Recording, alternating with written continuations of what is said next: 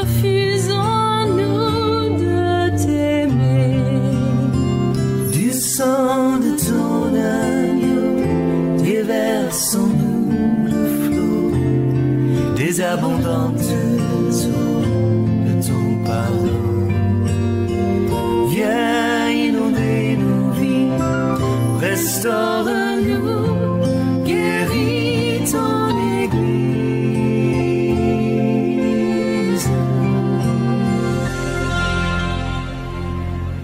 Alléluia. Que le nom du Seigneur soit béni. Bien-aimés, je vous salue et soyez la bienvenue à notre programme de révélation de la parole. Alléluia. Notre programme de révélation de la parole de Dieu. Alléluia. Dieu a fondé notre monde de par sa parole. Dieu, lorsqu'il voulait créer, c'est de par sa parole qu'il a créé. Et la Bible déclare en Jean, le chapitre 1er, le verset 1er, que au commencement était la parole. Et que la parole était avec Dieu, et que la parole était Dieu. Et rien de ce qui a été fait n'a été fait, n'est-ce pas, sans cette parole. Et en cette parole était la vie. En cette parole était la lumière. Alléluia. Et cette parole s'est manifestée chair au milieu de nous, au milieu des saints. Alléluia.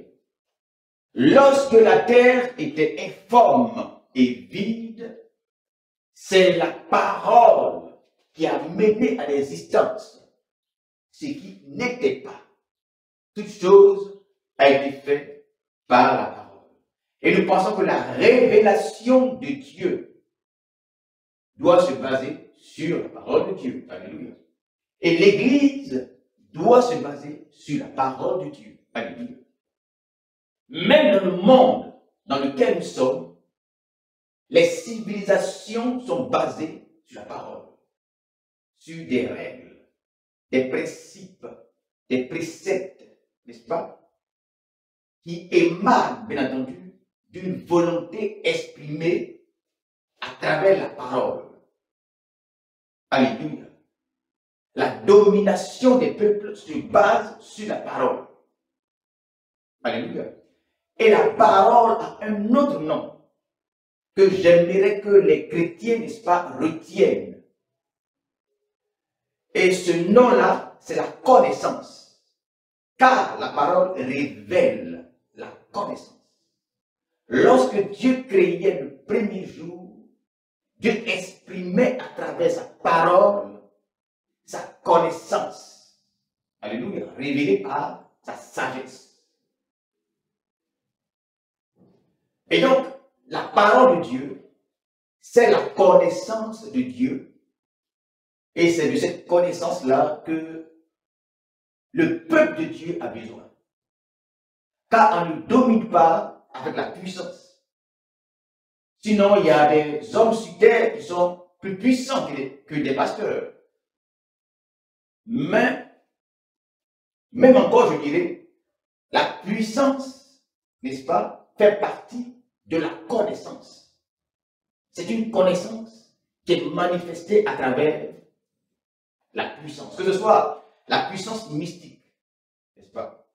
Les kémites, ou je ne sais pas comment ça s'appelle, il y a des personnes qui font la promotion de la tradition ou de la religion africaine, mais c'est un savoir qu'il faut léguer, mais on lègue ce savoir-là par une connaissance révélée par la parole.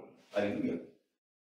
La démocratie est une connaissance écrite, enseignée par la parole. Nos écoles, nos universités, qui sont les temples du savoir, ce sont des instructions qui y sont, et donc la parole. Les chrétiens ont plus besoin de la parole, mais surtout de la connaissance. Alléluia.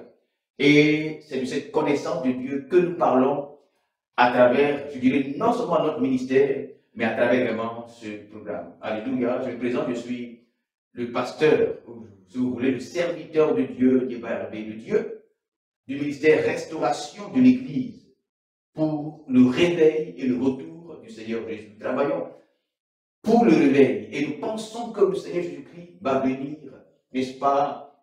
Et il est à la porte.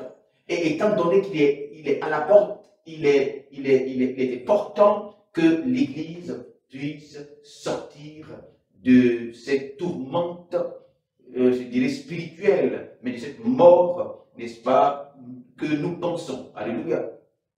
Nous pensons. Car c'est une appréciation individuelle.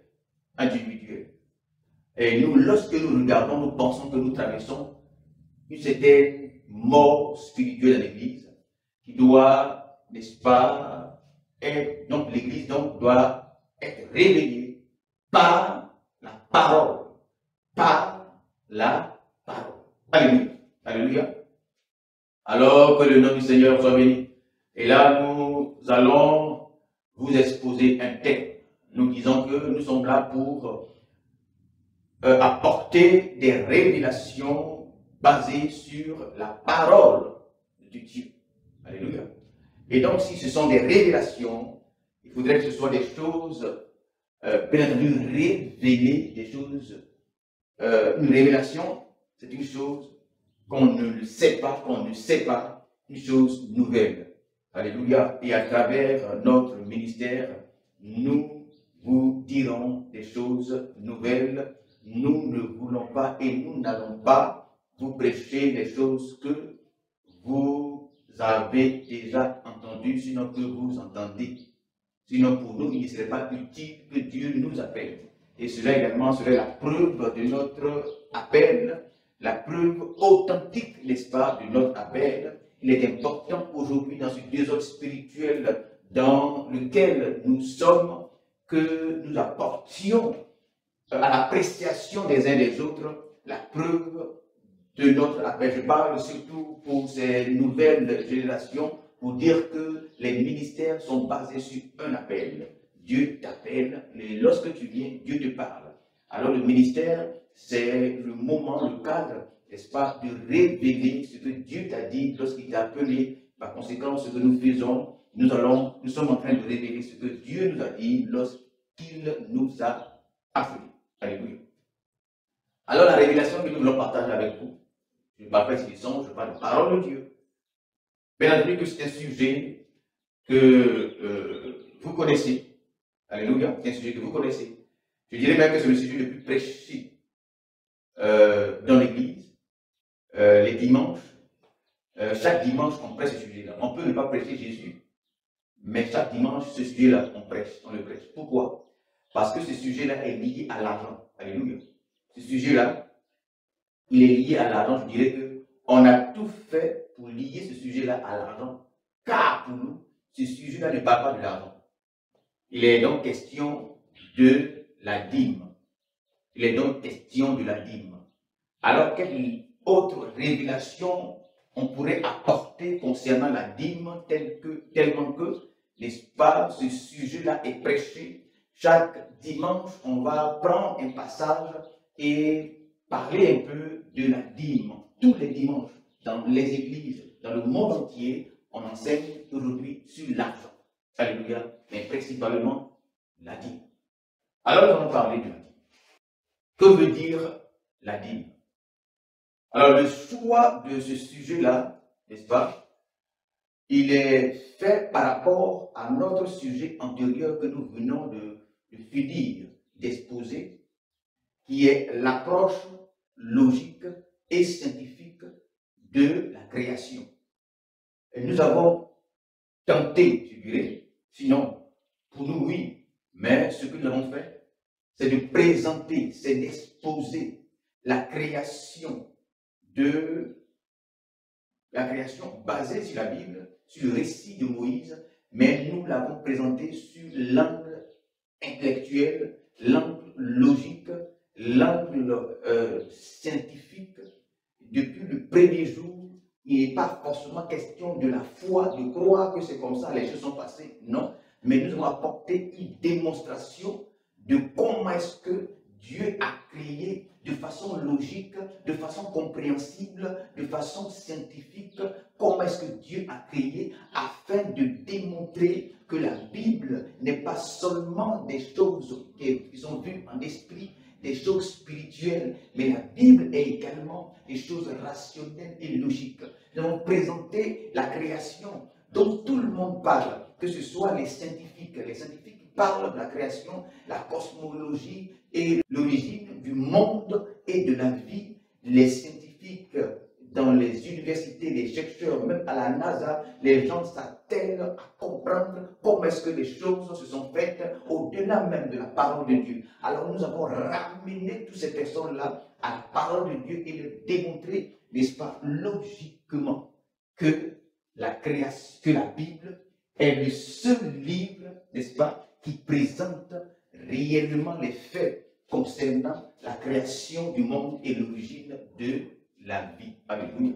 Et nous avons cité leurs piliers, les piliers, n'est-ce pas, dans le domaine scientifique, des personnes, des personnalités, des personnages qui ont commencé à travailler dans l'histoire sur cette science-là de l'origine du monde et de la vie. Et nous avons démontré que ces personnes-là ont pris, n'est-ce pas, ces faits. J'ai parlé de deux faits, nous avons parlé de deux faits marquants sur la base sur laquelle, n'est-ce pas, la science aujourd'hui officielle, la science moderne se base aujourd'hui pour parler de ces choses-là. Et nous avons cité par exemple Georges Lemaître qui est le père du Big Bang, qui est un chrétien catholique. Georges Lemaître était chrétien catholique, n'est-ce pas? Et sa thèse sur, qui a présenté une thèse, n'est-ce pas? Je dirais une thèse, mais qui était avant préalablement une hypothèse, qu'il a dénommée l'atome primitif, n'est-ce pas? Qui fut également un livre scientifique. Et c'est de par ce livre-là que la notion, ou je dirais l'hypothèse du Big Bang va venir. Or, l'atome primitif est mentionné dans la Bible. Ce monsieur-là a pris cet élément de la Bible, étant donné qu'il était prêtre, mais aussi scientifique, et il est allé faire une hypothèse, une thèse dans le milieu scientifique, et aujourd'hui, la thèse du Big Bang était la théorie, mais aujourd'hui, elle est une science approuvée de par un autre scientifique, Hubble, qui est lui un Américain, qui va scientifiquement démontrer et prouver que le Big Bang est une réalité scientifique. Or, Georges Lemaître, qui était à l'origine, était prêtre, et il a pris cela dans Proverbes, le chapitre 8, le verset 24, où la Bible dit qu'avant même la création du premier atome de la Terre, ou le premier atome du monde, et ce chrétien-là, cet homme de Dieu-là, ce prêtre catholique-là, a fait une hypothèse, donc, sur cette base-là, de la Bible, qu'il a nommé, n'est-ce pas, qu'il a appelé ce livre, donc, l'atome primitif. La Bible parle du premier atome. Donc, le premier atome et l'atome primitif, c'est la même chose. Surtout que ce monsieur-là est un prêtre, est un chrétien, n'est-ce pas? Et donc, c'est la Bible qui dit ça. Aujourd'hui, c'est devenu la science officielle, loin désormais de la Bible. Le deuxième personnage que nous avons cité, c'est Charles Darwin, qui est aussi le père de la science, de la biologie moderne. Celui qui a introduit, n'est-ce pas, le monde scientifique dans cette compréhension des choses. Lui aussi, il était pasteur. Il est allé à l'école pastorale. Ses parents l'ont mis à l'école pastorale en son temps-là. L'école était assimilée, n'est-ce pas, à la religion, n'est-ce pas? Et la religion était une matière comme les autres. Et il était également scientifique, n'est-ce pas? C'est lui qui a fait l'hypothèse, n'est-ce pas, ou ce qu'on appelait la théorie de l'évolution. Et j'ai démontré au 5e jour, avant même le 5e jour, je dirais, avant même le premier jour, que l'évolution fait partie du concept et des principes de la création de Dieu. Et c'est dans la Bible, et j'ai démontré que lui aussi, étant un homme de Dieu, lui aussi étant chrétien, c'est dans la Bible qu'il a vu Mais après, il s'est éloigné de la Bible. Après, il a voulu être uniquement scientifique. Il a renoncé à l'apostolat, n'est-ce pas? Et il a porté uniquement la casquette d'homme scientifique. Or, auparavant, il était religieux, prêtre, non pas prêtre, il était religieux, il était pasteur dans une école pastorale et également scientifique. Mais après, lorsque la vocation scientifique a pris plus d'ampleur, lorsqu'il est devenu plus célèbre dans ce domaine scientifique, alors il a préféré être totalement et entièrement un homme scientifique. Il s'est totalement et entièrement dévoué, n'est-ce pas, à la science. Et il est devenu un personnage illustre dans le domaine de la science. Or, à l'origine, ses parents l'avaient prédestiné, n'est-ce pas, préparé à devenir pasteur. Donc lui aussi, il a tiré son hypothèse de la Bible et nous avons vu les traces de ce qu'il a fait de la Bible. Aujourd'hui, c'est devenu également la science officielle. Alléluia. La Bible, donc, est la mère de toutes les sciences. Nous sommes allés sur la base, alors nous sommes allés dans la Bible, n'est-ce pas, depuis le premier jour, avant même le premier jour, au chapitre 1, les cieux. Nous avons parlé, démontré que les cieux est une réalité à travers la Bible. Et le verset 2 qui nous dit que la terre était informe. Pourquoi la terre était informe et comment scientifiquement et logiquement la terre peut être informe. Nous avons parlé de cela. Au verset 3, Dieu crée la lumière, n'est-ce pas? Au verset 6, Dieu va créer le ciel en séparant les eaux d'avec les eaux. Au verset 9, Dieu va achever de créer la terre, car la terre avait commencé à être, avant même le premier jour, dans une forme informe, dans un état informe et vide, avant même qu'il y ait la lumière, pour que Dieu puisse maintenant achever le troisième jour la terre, et il va maintenant la présenter et la nommer terre, car c'est lorsqu'on finit d'achever, de présenter ça. Et ce même troisième jour, au verset 11, Dieu va créer la verdure, c'est-à-dire le couvert végétal, les arbres, etc. Nous passons au verset 14. Au verset 14, nous sommes ici au quatrième jour, Dieu va créer les astres. Au verset 20, nous sommes au cinquième jour, Dieu va créer le premier groupe d'animaux à travers les eaux et par les eaux. Au verset 23, Dieu crée le deuxième groupe d'animaux ici à travers la terre. Et au verset 26, Dieu va créer l'homme à son image, selon sa ressemblance, afin qu'il domine. Alléluia. Alléluia. Et donc, dans cette suite, nous allons toujours fouiller en Éden et vous prouver, vous expliquer que la dîme vient d'Éden. La dîme vient d'Éden. Et la dîme que nous présentons aujourd'hui, n'est-ce pas, est une forme de la loi. Nous allons vous le démontrer. Alléluia. Que le nom du Seigneur soit béni.